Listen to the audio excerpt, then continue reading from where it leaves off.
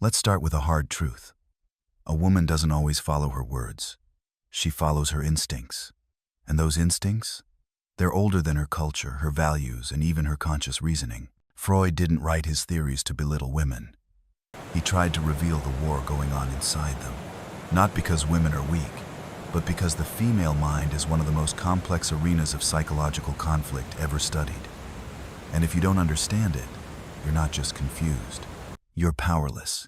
Back in ancient times, when one tribe was defeated, the women didn't cling to their past. They adapted.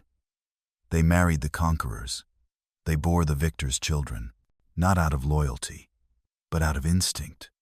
That instinct wasn't tied to morals or affection. It was bound to survival. Freud saw this as the key. The female unconscious is wired to align with strength, not sentiment. She may call you toxic, but if your presence is firm, calm, and immovable, if it carries the weight of certainty, her instincts will respond before her intellect can intervene. That's not love. That's biology. Freud introduced us to 3 layers of the psyche: the id, the ego, and the superego. For women, this system often operates like an emotional storm. The id craves dominance, danger, and sensation. It doesn't care if you're kind. It only cares if you can hold her fire without flinching. The superego, shaped by her upbringing, her teachers, her parents, and her society, tries to shame those cravings. That's wrong, it whispers. That's bad. That's not what a good woman wants. And caught in the middle? Her ego, desperately trying to survive the collision. This is why you see her switch. Sweet one moment, sharp the next, warm, then cold, wanting you, then attacking you, and you start thinking she's playing games. But Freud wouldn't call it a game. He'd call it a battlefield, because love, for her, is power. The deeper question she's asking, without even realizing it, is, can he handle the chaos inside me? Now here's where most men fall into the trap. They interpret her confusion as innocence, her silence as a mystery, her tests as affectionate. But those are misreads. What you're witnessing isn't a puzzle to solve. It's a storm she doesn't fully understand. Freud believed that repression, the act of burying unacceptable desires, was central to the female mind. And modern culture reinforces this repression. A woman may not even admit to herself what she truly wants, let alone say it out loud. She may chase the nice guy while fantasizing about the man who could break her. Not because she's manipulative, but because she's fractured. Her inner world is at war. So when she goes quiet, ghosts you, ignores your texts, yet lingers on your social media, Freud would say, that's not disinterest, that's defense. Somewhere inside her, the id is waking up, and it terrifies her, because long before she was a woman, she was a little girl who learned that love leads to pain. Maybe she reached out for comfort and found absence. Maybe she gave her heart and was taught never to trust again. That wound didn't go away. It just got buried. Now, as an adult, that buried pain disguises itself as independence or emotional control. She'll say she doesn't need you, because needing someone is dangerous. So when you get too close, she vanishes. Not because she doesn't feel something, but because she feels too much.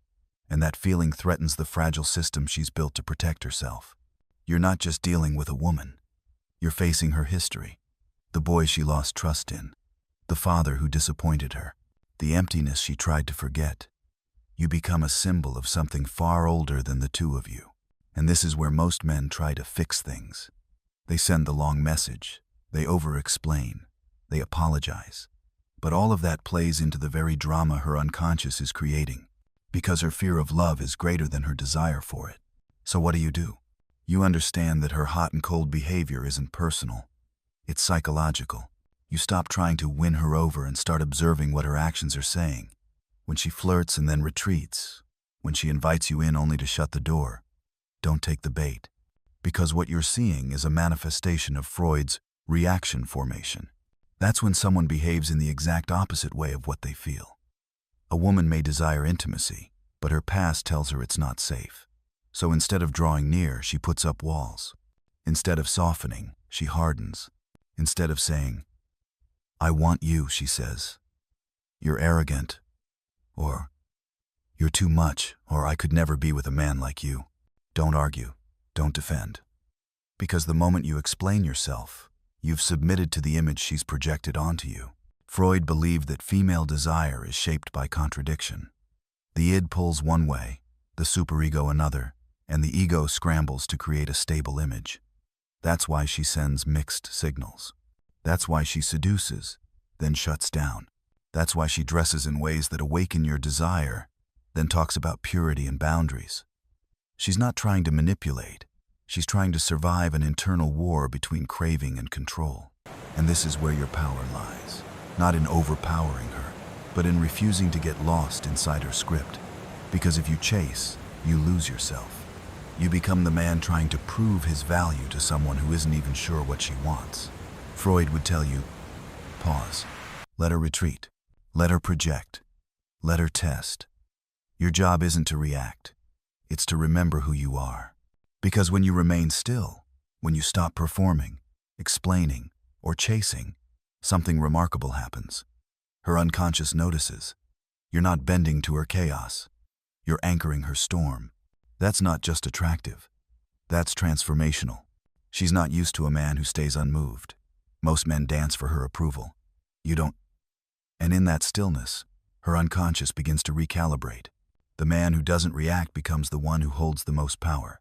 And here's the paradox. That power doesn't come from controlling her. It comes from controlling yourself. You no longer chase the illusion. You no longer try to rewrite her story. You simply hold your frame, no matter what narrative she throws at you. Because the moment you recognize that her tests, her silence, her resistance, they're not about you, but about her internal fracture, you stop playing the role of the rescuer. You become the mirror, and mirrors don't flinch. Let's go deeper now, into the part of the female mind that doesn't just test you, but actively pulls you in, only to spit you out. You know the story. She says you're the one. Talks about a future, maybe even hints at babies, marriage, and forever. And just when you're ready to lean in, to believe her, everything collapses. She ghosts. She flips. She blames you for everything she once claimed to want. What just happened? Freud would call it projection. That's when a person takes what they can't face inside themselves and hurls it onto someone else. At first, her id, her primal self, was in charge. It saw strength in you, safety, presence, a man she could lose herself in. But as that vision of closeness grew more real, her superego, her internal voice of shame and judgment, started to scream. He'll hurt you. You're not ready. This isn't safe. That's not conscious. It's not rational. It's a psychological reflex. And rather than face that conflict inside, she assigns it to you. You're too intense. You changed. You're the reason I can't trust this. You didn't fail. You just became the screen she projected her inner chaos onto. The truth is, many women were conditioned from an early age to distrust real intimacy. Maybe her father was absent. Maybe her family taught her that love equals pressure. Maybe she had to be perfect just to be noticed. So even though she craves the fantasy, stability, attention, and being chosen, she destroys it the moment it gets too close to becoming real. Because real means vulnerable. Real means risk. So she borrows your energy to build her fantasy. She uses your masculine presence to feel safe for a while. And then, once she starts feeling too exposed, she breaks the very thing she helped build. Tells herself, I was wrong about him. But she was never sure about herself to begin with. And here's where most men lose their center. They internalize her chaos. Maybe I was too much. Maybe I moved too fast. Maybe I did something wrong. And they start chasing a version of themselves that was never broken in the first place. You try to fix her doubts, soothe her fears, rewrite the story she's telling herself. But this is where Freud offers a brutal, liberating truth. You cannot fight someone else's unconscious narrative. You can't battle her inner child, her trauma, her shame, and win. Because she needs those illusions to feel safe. And you're not her therapist. You're the stage she's using to perform a script that was written long before you showed up. So what's the move? You leave the performance. You step off the stage, not with bitterness, not with guilt, with clarity. Because when a woman projects her wounds onto you, she's not choosing partnership. She's choosing self-protection, and you are not her shield. Now, let's talk about the most dangerous illusion of all: scarcity. Freud believed that we don't just chase love, we chase symbols of love from our past.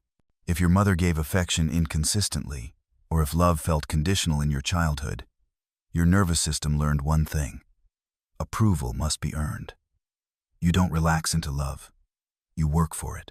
And when a woman appears cold, distant, detached, your inner boy gets activated. Your ID says, don't lose this. Fight for her. Make her see your worth. But that urge doesn't come from strength. It comes from a wound. That's displacement, a Freudian concept where you unconsciously redirect unresolved emotions from childhood onto a new object in adulthood. You're not trying to win her. You're trying to win the love you never consistently got. She's just the mirror. And the mirror doesn't need to be rare or special. It just needs to reflect the wound. That's why her silence stings. It doesn't just say, I'm not interested. It echoes all those moments you felt unseen as a child, all the times you felt invisible. And suddenly, you're not chasing her, you're chasing healing. But the problem is, she's not the healer. She's the trigger. And this is what Freud meant when he said the unconscious mind repeats what it never resolved. If you don't pause and reflect, you'll keep choosing women who reenact your oldest pain. Women who offer just enough attention to keep you hooked, but never enough presence to make you feel whole. And here's the trick your brain plays on you. The scarcer she becomes, the more value you assign her. Not because she's truly special, but because your nervous system confuses absence with importance. It thinks, if I can get her to love me, that must mean I'm finally enough. But it never works, because no woman can complete a man who hasn't healed the boy within himself. And if she senses that, if she feels your need for her approval, for her affection, she gains power. Even if she's not conscious of it, she feels it. She knows. The moment she withholds attention, you fall apart. And that's when the dynamic shifts. You stop leading, you start chasing, and she loses respect, even if she doesn't know why. So what's the solution? Freud would tell you, sublimation. Take the chaotic energy inside you, the hunger, the ache, the longing, and aim it at something higher. Not her, yourself. Build muscle, build discipline, build clarity. Make your silence meaningful. Make your presence sharp, still, unshakable. Because the man she cannot manipulate is not the man who wins her. It's the man who doesn't need to. She posts stories to provoke you? Let her. You're in the gym. You're meditating. You're leveling up. You're mastering your mind. That's not indifference. That's power. Your ego is no longer dancing between your cravings and her confusion. It's grounded. It knows who you are, what you offer, and what you will never beg for again. Because real men don't seek women who test their value. They attract women who recognize it. And if she doesn't see it, you stay unmoved. Not because you're cold, because your warmth has value. And it's no longer up for auction. You no longer fall for the performance. You see the story. You read the unconscious lines. And you walk away, not to punish her, but to protect your path. Because Freud was clear. Power begins when you stop chasing ghosts. And if a woman's attention feels like oxygen, that's not love. That's addiction. And the only cure is withdrawal. There's a point in every man's life where he has to face this question. Not about her, but about himself. Why do I keep falling for women who confuse me, hurt me, or leave me? Freud would say that the question doesn't begin in the present. It begins in the past. Because most of the time, what we're chasing in a woman isn't her. It's something unfinished in us. That's why we get addicted to women who make us feel like we're always on trial. Why do we keep returning to those who run hot and cold? Why silence feels like punishment and attention feels like a drug? It's not about the woman. It's about what she symbolizes. Freud called this transference. When you unconsciously project feelings for one person onto another. So that beautiful, distant, emotionally unpredictable woman, she's not just attractive, she's familiar. She mirrors the emotional pattern you once had with your mother, or the validation you never got from your father. You're not falling in love. You're trying to resolve unfinished business. And that's why it never works. Because you're not interacting with her, you're interacting with your wound. This is why so many men collapse when a woman pulls away. The inner child in you is screaming, "Don't leave. I'll be good. I'll prove I'm worth staying for." But this is the trap. She didn't create that ache. She only awakened it. And because it feels intense, you call it love. But let's be honest. Is it love? Or is it emotional scarcity wearing perfume? Freud believed the unconscious mind repeats what it didn't resolve, not because it's masochistic, but because it's trying to finally get it right. But here's the twist. You won't fix the past by reenacting it. You don't heal your childhood by turning modern women into surrogate mothers. You heal by stepping out of the cycle entirely. So when she ghosts you, when she withdraws her affection after you've given her everything, don't chase, don't plead, don't beg for closure. Because all of that makes you a character in a play you didn't write. And worse, it hands your emotional power to someone who hasn't earned it. Let's bring this back to Freud. He didn't just expose how women repress their true desires. He also revealed how men repress their own needs, especially the need for self-ownership. Most men don't even realize how much they've given up trying to be chosen. They twist themselves to fit her preferences. They water themselves down to avoid being called too much. But here's the brutal truth. You can't inspire deep respect in a woman by trying to be agreeable. You do it by being unapologetically rooted in who you are. This is sublimation, one of Freud's most powerful ideas. Sublimation is the process of taking raw, chaotic emotion, desire, rage, hunger, loneliness, and redirecting them toward purpose, creativity, and power. You take the energy you once wasted chasing women, and you invest it into becoming, not to impress her, but to liberate yourself from needing her at all. While she's busy posting thirst traps, hoping you'll react, you're sharpening your presence in silence. While she's looking for emotional entertainment, you're building something eternal inside yourself. Clarity, self-command, mission. And you don't have to flaunt it. That kind of gravity speaks without words.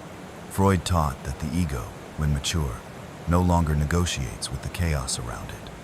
It sets its frame and lives inside it. That's the new you. You're not responding to tests. You're not trying to decode mixed signals. You're not asking her to love you right. You're walking with such conviction that her confusion becomes irrelevant. And here's the paradox. The moment you stop chasing her, she starts circling back. Why? Because feminine chaos is drawn to masculine stillness. But here's the final test, and it's the one most men fail. Can you stay unmoved when she returns? Can you hold your line when she comes back, soft-eyed, nostalgic, saying she misses you? Or will you fall right back into the old story? Because here's the thing, if she didn't choose you when you were generous, clear and loyal, then she's not returning because she sees you differently. She's returning because your absence created a gap in her emotional drama. And now, she wants to pull you back in, not to love you, but to feed off the energy you've reclaimed. Don't fall for it. This is where you transcend the story entirely. You don't punish her. You don't explain yourself. You don't gloat. You vanish quietly, powerfully, with depth, because silence isn't just absence. It's a strategy. It's healing. It's clarity made visible. Freud might say, this is the final stage of masculine individuation, when a man separates his identity from his mother's approval, from society's expectations, and a woman's validation. He becomes whole in himself. And from that wholeness, he no longer attracts partners who test him. He attracts women who see him because he finally sees himself. Now, let's say you're tempted to go back, to text her, to explain. Ask yourself this: are you trying to connect, or are you trying to heal through her what you haven't healed in yourself? Because every time you crawl back to a woman who couldn't handle your truth, you're not chasing love. You're betraying your growth. And she may not even know the full depth of what she's doing. But that doesn't make the impact any less real. The woman who plays hot and cold, the one who seduces, disappears, and resurfaces, she isn't always a villain. She's just unhealed. But the moment you accept that as your responsibility, you make her chaos your home. Freud didn't just give us a map of the female mind. He gave us a warning. Don't fight her projections. Don't try to fix her confusion. Don't mistake attraction for alignment. You don't need to convince her you're worthy.